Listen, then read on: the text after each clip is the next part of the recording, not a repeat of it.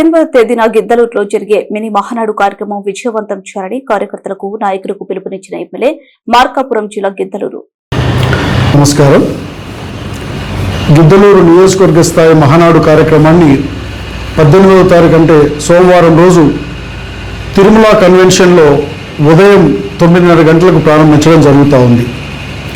నియోజకవర్గంలోని అన్ని మండలాల పార్టీల అధ్యక్షులు, ప్రధాన కార్యదర్శులు, క్లస్టర్ ఇన్ఛార్జీలు, యూనిట్ బూత్ ఇన్ఛార్జీలు, అలాగే కుటుంబ సాధికారిక కమిటీ సభ్యులు, వీరే కాకుండా మన మండలాధ్యక్షులు, జడ్పీటీసీలు, మార్కెట్ యార్డ్ చైర్మన్లు, అలాగే వివిధ హోదాల్లో ఉన్నటువంటి పార్టీ నాయకులు, తెలుగుదేశం పార్టీ యొక్క అభిమానులందరూ ఈ కార్యక్రమంలో విరివిగా పాల్గొనవలసిందిగా వారందరినీ కూడా నేను ఆహ్వానించడం జరుగుతూ ఉంది.